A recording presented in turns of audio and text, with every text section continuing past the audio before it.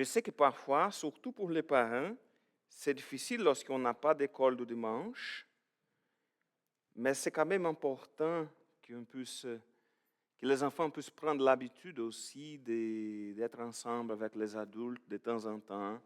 Ça ne va pas être fait trop mal. Je me rappelle lorsque j'étais petit, et l'école de dimanche, c'était avant le service. Et pendant le service, j'étais toujours là. Je me rappelle que j'avais un pasteur. Il ne comprend pas français, alors je peux le dire ici s'il écoute. Ça n'arrivera pas. Mais il prêchait trop longtemps, mais je dormais beaucoup pendant le service. Mais de toute façon, parfois, je me réveillais et j'écoutais un petit peu la parole. Et je trouve que c'est important, même si je sais que parfois c'est difficile pour les enfants et pour les parents à côté. Dans mon cas de mes enfants, il n'y a pas de parents à côté. Mais c'est toujours bon d'écouter aussi la parole de Dieu. Mais on va parler un petit peu ce matin sur des décisions. Parce que tout au long de notre vie, nous prenons de nombreuses décisions. Un petit ajout ici, cette semaine, on a profité de l'occasion d'aller au cinéma avec les filles et on a vu un film il y avait des sentiments, c'était des sentiments dans le film on voyait les sentiments et un des sentiments c'était l'anxiété. Il montrait l'anxiété comme il faisait, si je prends telle décision, ça va arriver telle chose, ça va devenir telle chose. Et elle s'inquiétait comme trop, il faisait beaucoup de calculs pour penser où ça va arriver si elle prend telle décision. Alors je devais prendre l'autre décision. Il s'inquiétait beaucoup. Alors même si on ne devrait pas s'inquiéter trop, dans le sens de trop penser avec chaque pas qu'on va donner, de penser, OK, ça va nous causer des problèmes, ça va porter des conséquences. Mais oui, c'est vrai que tout au long de notre vie, nous prenons de nombreuses décisions et certaines d'entre elles ont le pouvoir de changer considérablement notre avenir. Je vous donne quelques exemples.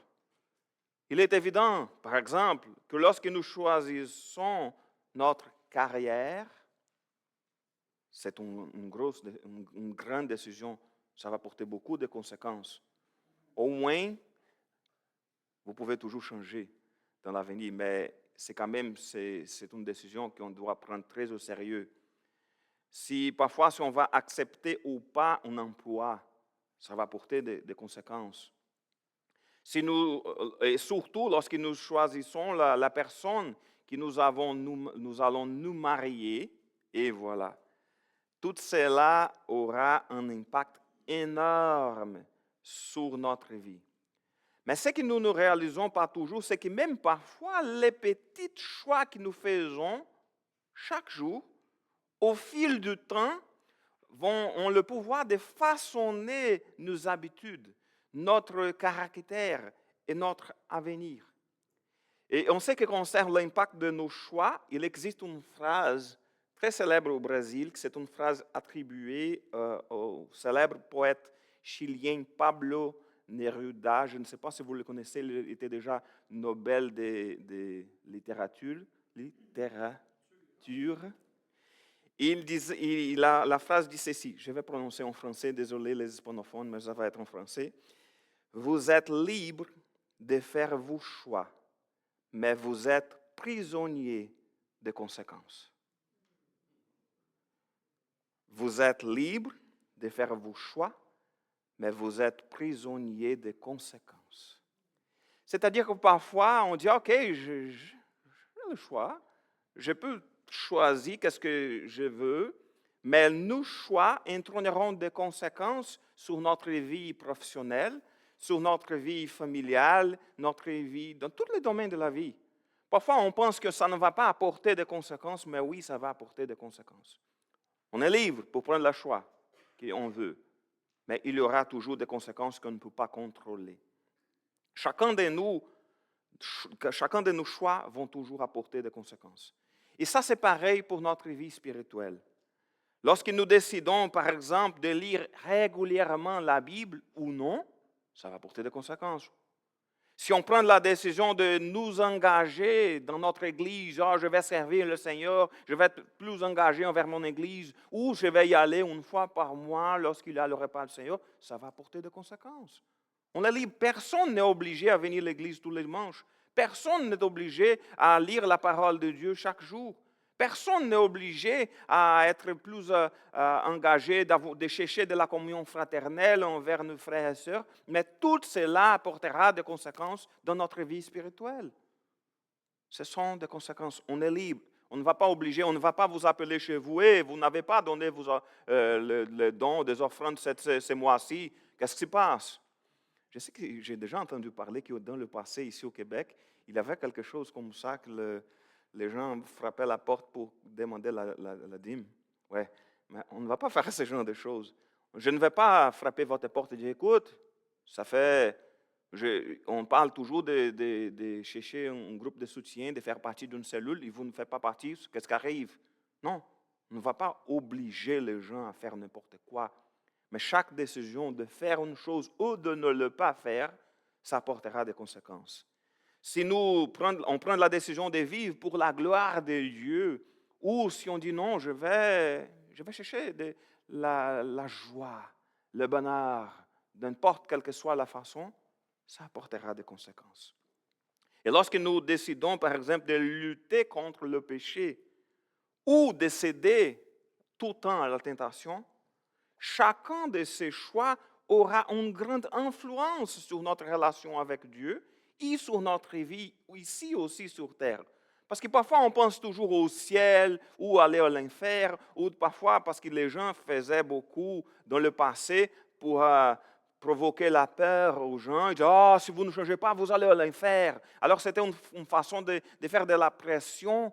Mais on ne parle pas simplement de l'avenir, on parle de notre vie aujourd'hui. Parce que le Seigneur Jésus, il est venu pour nous donner une vie. Il a vie en abondance, une vie pleine, replète de la bénédiction. On est heureux lorsqu'on marche avec Dieu tous les jours de notre vie. Alors la vie sans Dieu ou la vie loin de Dieu, ça apportera toujours des conséquences dans notre vie. Dans le 11e chapitre du livre à l'école de la grâce, c'est le livre qu'on étudiait à l'école du dimanche. Comme je disais, il manquait 3 chapitres. On va souligner le sujet pendant les prédications pendant l'été. Et le 11e chapitre, il parle de l'importance de faire les bons choix pour développer notre vie de sainteté. Parce que ce sont des choix qui sont importants.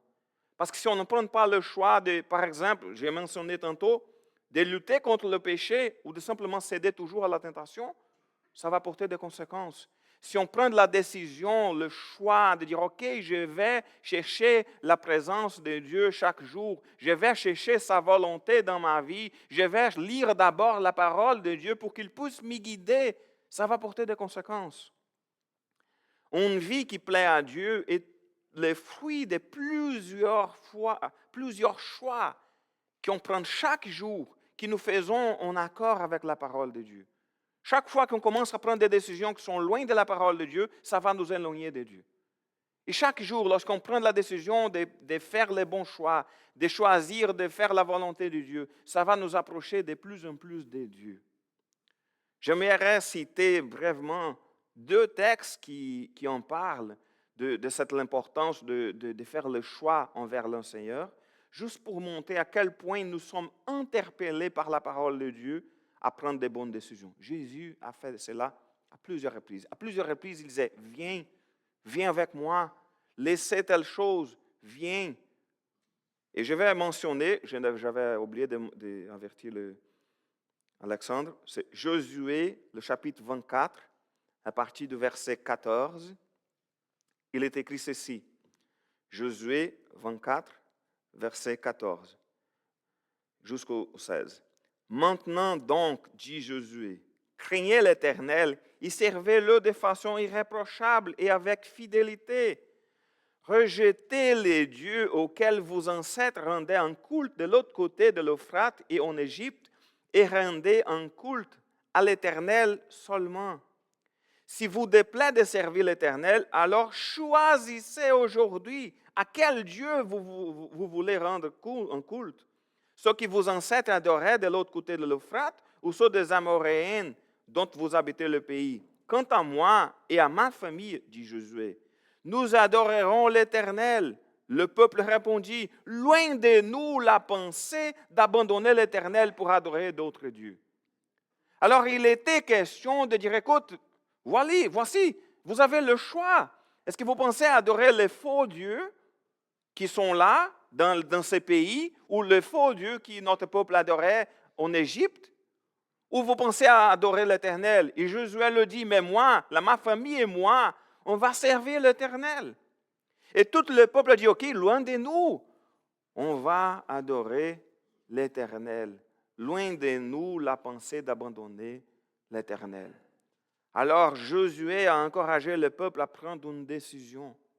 Parce qu'il venait de conquérir le pays. Il dit, écoute, OK, on va y habiter. Qu'est-ce qu'on fait maintenant? C'était le choix.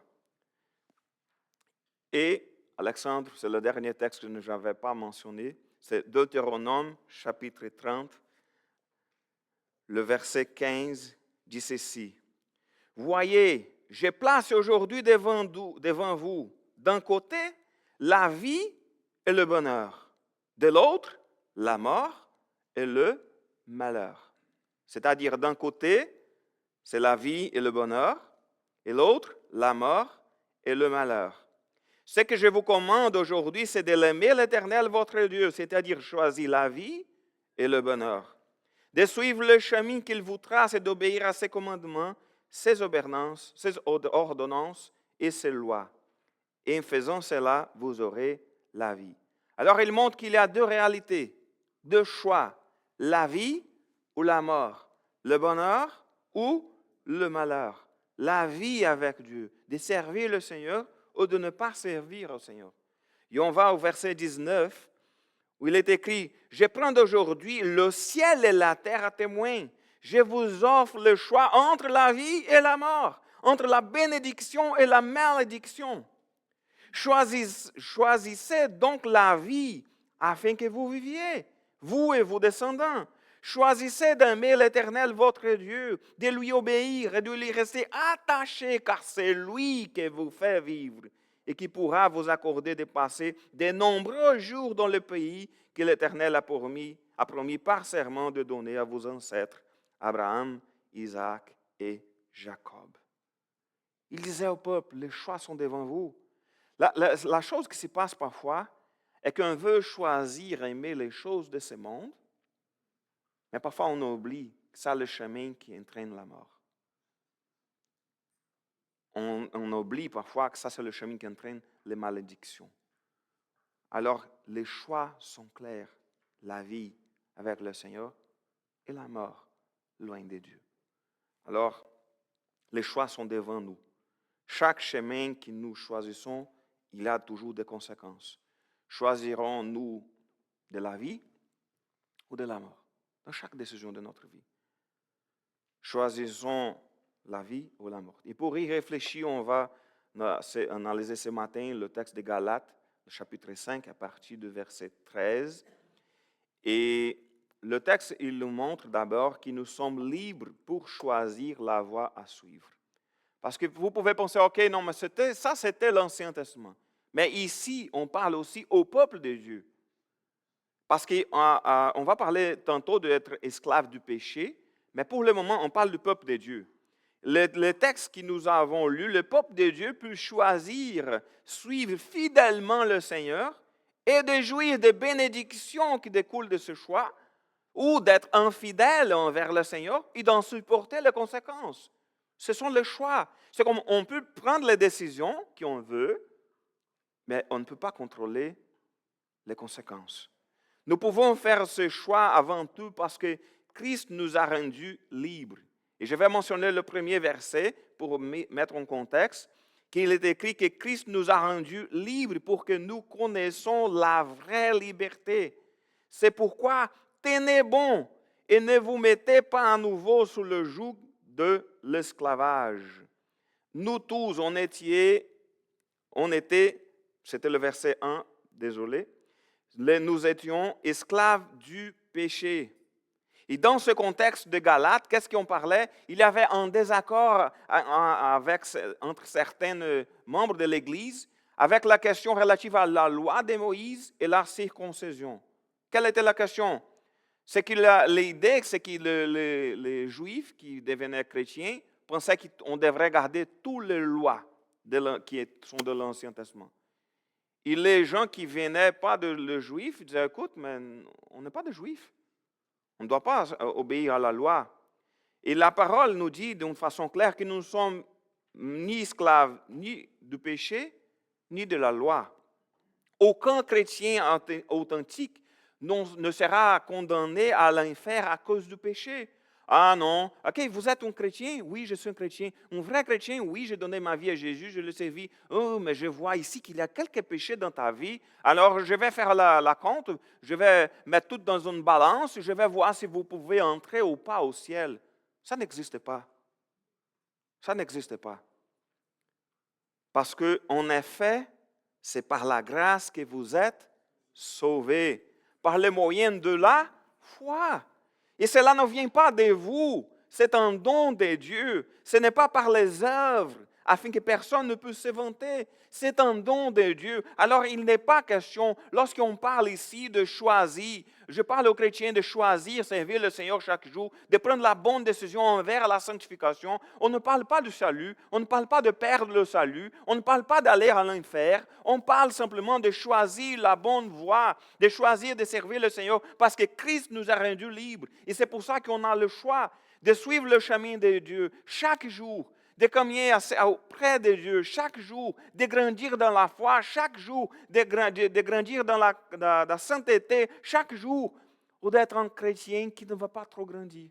Il ne va pas profiter de la vraie bénédiction de faire partie du peuple de Dieu. Parce que parfois on dit, oh non, je suis chrétien. Mais la vie avec Jésus, c'est une vie de joie, malgré les épreuves. Alors si on est vraiment près de Dieu, on va surmonter les défis qui sont devant nous. On va avoir de la joie qui vient de Dieu. Mais on ne peut pas penser qu'on va avoir de la joie qui vient de Dieu si on est comme Pierre était loin de Jésus au moment de la crucifixion.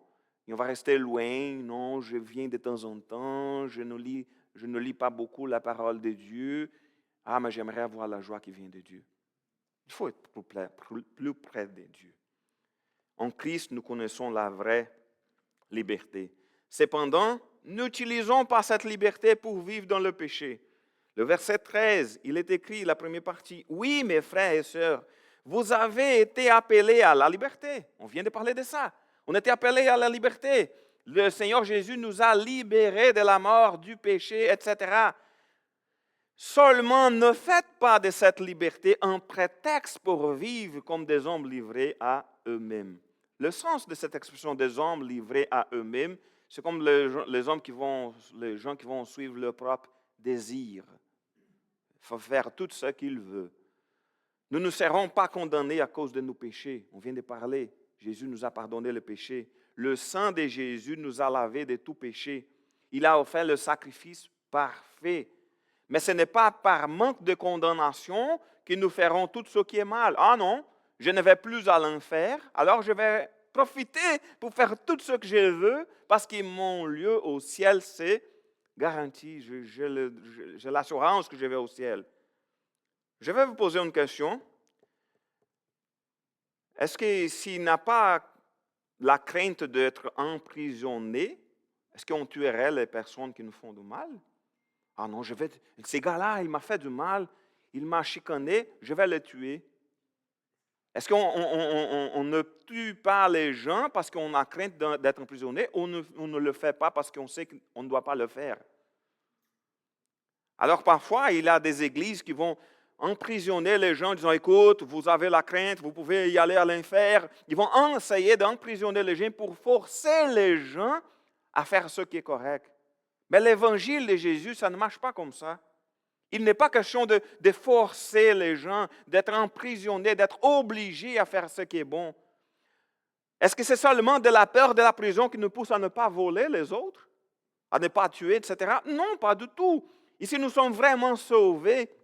Le Saint-Esprit, il habite en nous. Il va nous pousser à faire ce qui est juste. Il va nous guider vers la parole de Dieu. Il va nous guider vers la volonté de Dieu. Si nous sommes vraiment sauvés, l'amour de Dieu en nous nous pousse à aimer notre prochain. Par exemple, et si nous sommes vraiment sauvés, nous aimons notre Seigneur et nous cherchons à vivre d'une manière qui lui plaît. C'est ça le point. Alors, mettons-nous au service les uns des autres. Au contraire, le verset 13, il continue. Par amour, mettez-vous au service les uns des autres, car la loi s'y trouve accomplie tout entière par l'obéissance à cette seule parole. Tu aimeras ton prochain comme toi-même. Mais si vous vous blessez les uns les autres, et si vous vous entre-déchirez, prenez garde, vous vous détruisez mutuellement. Alors, il est question, Paul, il a écrit cette lettre, entre autres raisons, parce que les chrétiens se battaient, se chicanaient. C'est comme, s'il était québécois, probablement il était écrit, pas de chicane dans ma cabane. Pas de chicane dans ma cabane, pas de... Ah non, je parle de cochon de mon salon, exactement. Il dirait quelque chose comme ça. Mais c'était parce que les chrétiens s'y battaient à cause de « Oh non, il faut faire la circoncision. Non, non, non, il ne faut pas. Ah, on ne peut pas manger des choses qui sont offertes aux idoles. Non, on ne peut pas. » Alors, ils faisaient de la chicane au sujet de la loi de Dieu. En d'autres termes, ils s'y battaient avec l'intention de bien faire. Ah non, faire attention. C'est comme chacun se souciait de ce que devrait être fait.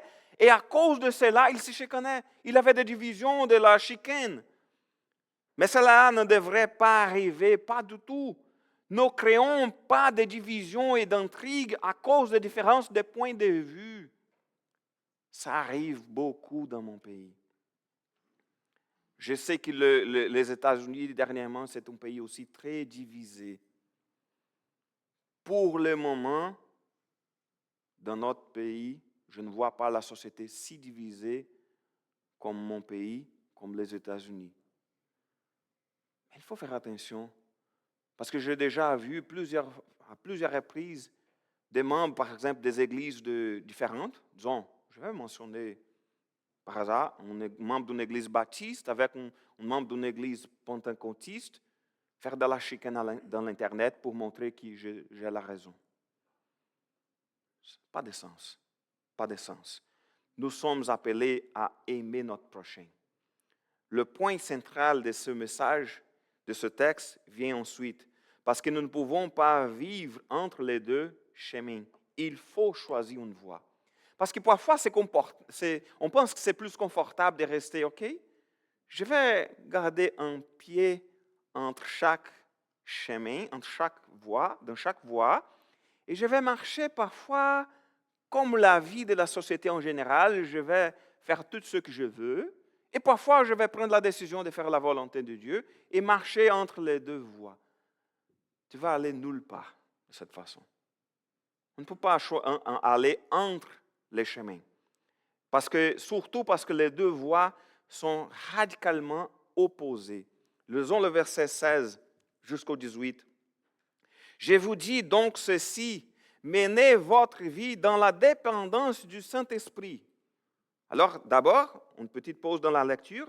Il est question d'abord de vivre dans la dépendance du Saint-Esprit, de nous rappeler que la force pour surmonter les défis, que la force pour lutter contre la tentation, que la force pour aimer davantage notre prochain, ça ne vient pas de nous, ça vient d'une vie dans la dépendance du Saint-Esprit. C'est le Saint-Esprit qui va faire l'œuvre de notre vie. Ce n'est pas à nous. Ce n'est pas à nous de contrôler ce qui va arriver. Et vous, n'obéirez pas au désir qui anime l'homme livré à lui-même. Alors il est question, il montre comme si c'est une bataille, un combat entre le Saint-Esprit de Dieu qui habite en nous et notre chair, nos désirs. Et il parle qu'on doit mener une vie dans la dépendance du Saint-Esprit et ne pas n'obéir pas aux désirs qui sont de notre chair. Il continue le verset 17, car ces désirs sont diamétralement opposés à ceux de l'esprit. Je vous donne un exemple. Probablement, si on va suivre notre propre volonté, notre propre désir, on va être plus égoïste.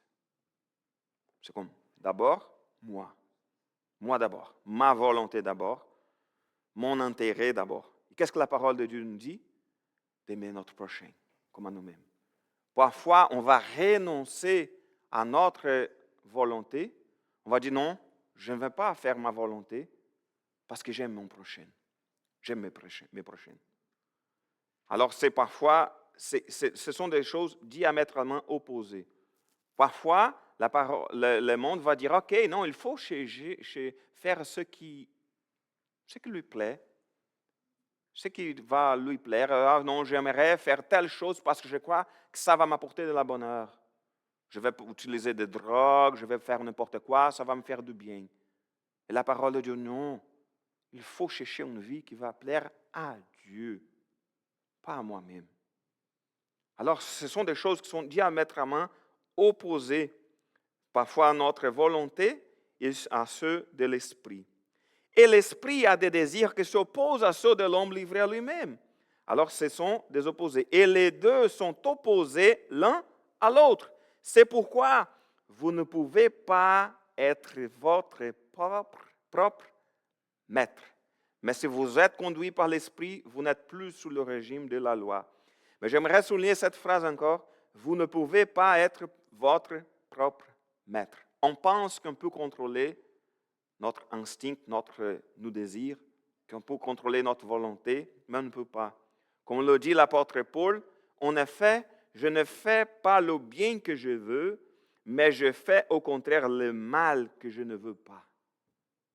C'est ça qui arrive parfois. Ah non, je vais chercher à être une bonne personne, un bon père, un bon mari. Je vais chercher à être dans mon cas, un bon pasteur. Je vais chercher à faire... Mais parfois, on n'arrive pas. Et parfois, on va faire exactement le mal qu'on ne voulait pas le faire parce qu'on ne peut pas contrôler. C'est pour ça que c'est important de vivre dans la dépendance du Saint-Esprit. C'est pour ça qu'il faut mener notre vie dans la dépendance du Saint-Esprit parce qu'on ne peut pas maîtriser, on ne peut pas nous contrôler. On a besoin du Seigneur pour nous aider à contrôler.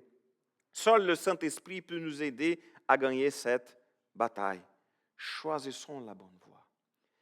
Mais quel est le mauvais choix? De suivre nos propres désirs. Il mentionne, c'est Galates 5 à partir du verset 19. Tout le monde voit bien ce qui procède de l'homme livré à lui-même.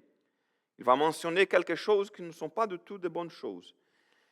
L'immoralité, les pratiques dégradantes et la débauche, l'adoration des idoles et la magie, les haines, les querelles, la jalousie, les accès de colère, les rivalités, les dissensions, les divisions, l'envoi, l'ivrognerie, les orgies et autres choses de ce genre.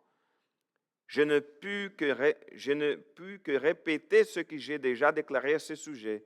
Ceux qui commettent de telles actions n'auront aucun part à l'héritage du royaume de Dieu. Si on regarde cette liste-là, ça se peut qu'on va dire, oh non, moi non, jamais.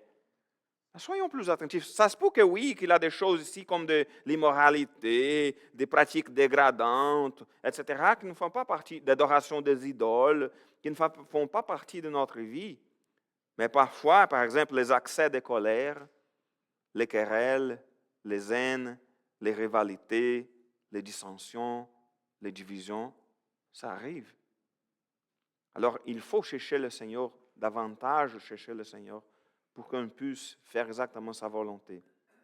Cette liste n'est pas exhaustive, mais elle contient de bons exemples de ce qu'il ne faut pas faire. Je vous rappelle, vous êtes libre de faire vos choix, mais vous êtes prisonnier des conséquences. Ça, c'est le genre d'attitude qui entraîne des conséquences terribles. Dans mon pays, il y a vous probablement va dire, ah non, ici on a aussi. Non, ce n'est pas la même chose. Pendant le carnaval, carni ou carna? Carna, comme nous. Carnaval, écoutez, tous ces genres de choses-là, tout ensemble dans une fête. C'est quelque chose Ah, mais j'ai déjà vu, Eduardo, des images sur Internet. C'était une belle fête. OK, ça se peut que par Internet, dans l'émission de télévision, c'est une bonne fête, mais dans la vraie vie, c'est beaucoup de problèmes de violence, de drogue, de toutes sortes de promiscuité et de problèmes qui vont causer des problèmes pour toute la vie. J'ai connu des gens qui ont pris des mauvaises décisions dans cette fête-là, qui ont toujours des conséquences, comme parfois une maladie comme le sida, c'est en français c'est sida qu'on parle, ou de dépendance de drogue. J'avais des amis qui ont pris la décision d'utiliser une seule fois. C'est la fête, on va profiter de l'occasion. Il est dépendant jusqu'à aujourd'hui.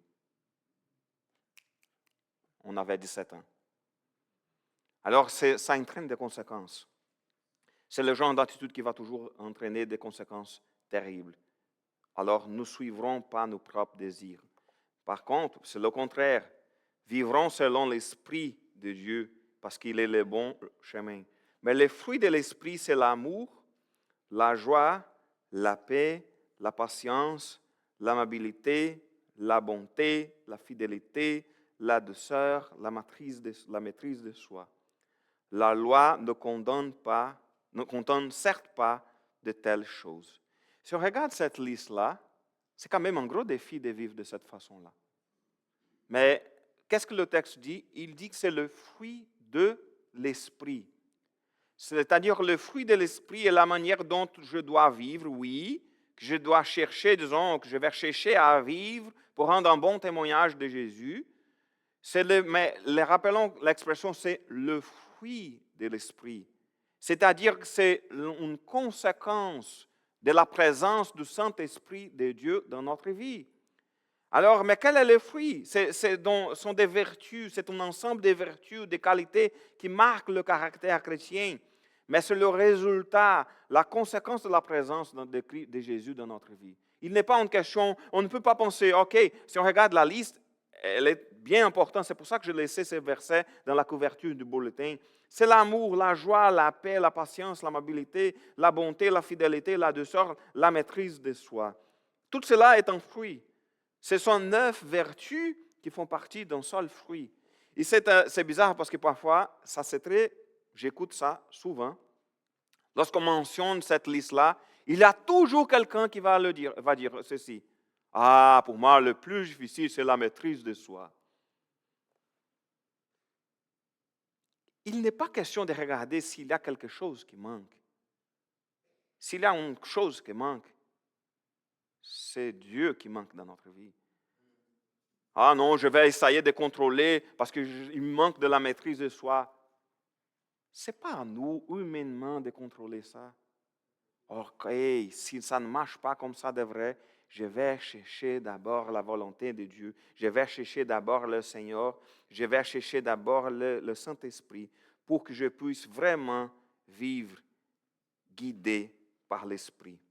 Parce que le texte nous dit que nous avons crucifié notre vieille nature. Or, ceux qui appartiennent à Jésus-Christ ont crucifié l'homme livré à lui-même avec ses passions et ses désirs. Ça veut dire quoi? On a crucifié l'homme livré. Ça a l'air qu'on a commis un homicide, a tué quelqu'un. Notre vieille, le vieil Eduardo.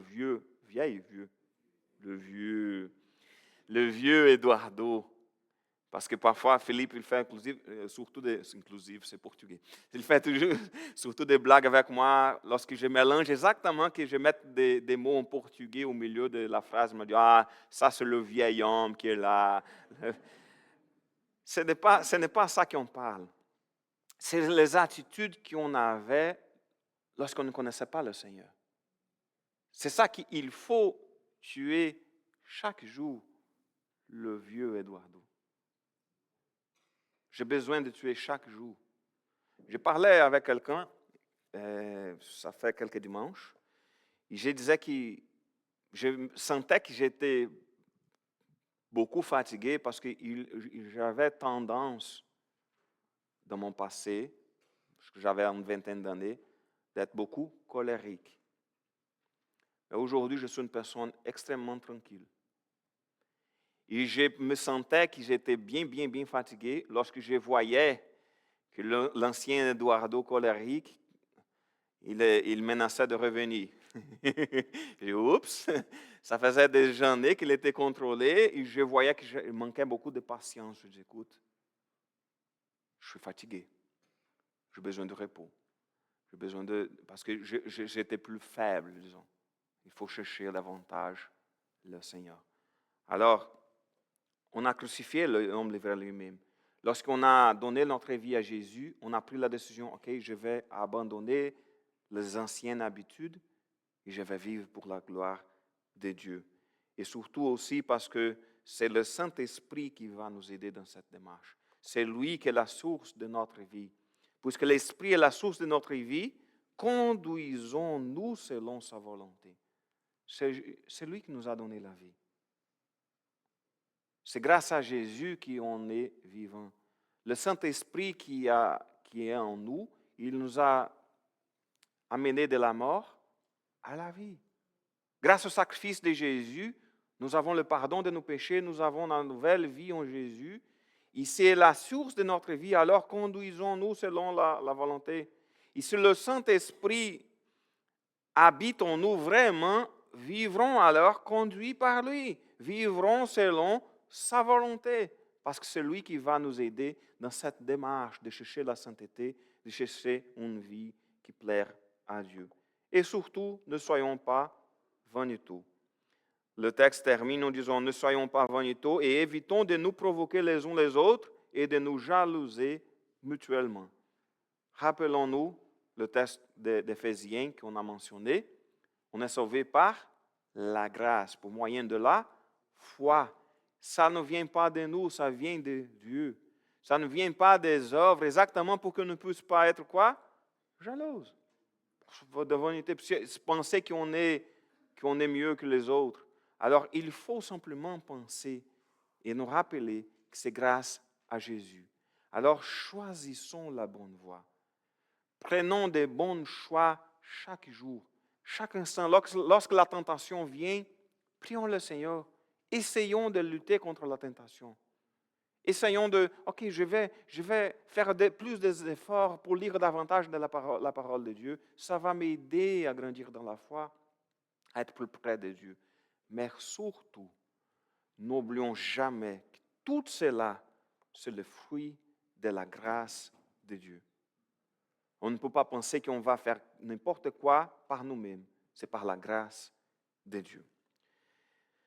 Et aujourd'hui, on va profiter aussi de l'occasion pour prendre le repas du Seigneur. On va nous rappeler que Jésus, exactement, il a vaincu la mort. Il nous a donné sa vie. Et grâce à son sang, nos péchés sont pardonnés et nous avons la paix avec Dieu. On ne peut pas penser qu'il y a, OK, si mes péchés sont tous pardonnés, alors je vais faire n'importe quoi. Non. On va toujours garder en tête, OK, je vais faire ce qui est bon, mais ce n'est pas pour arriver à quelque chose ou pour avoir quelque chose, mais avec un cœur plein de gratitude. Merci Seigneur pour ton amour. C'est pour toi que je vais vivre. C'est grâce à lui que nous avons la vie éternelle. Nous vivrons l'éternité en sa présence. On va distribuer les éléments. J'invite le diacre pour venir m'aider. J'ai besoin de 8.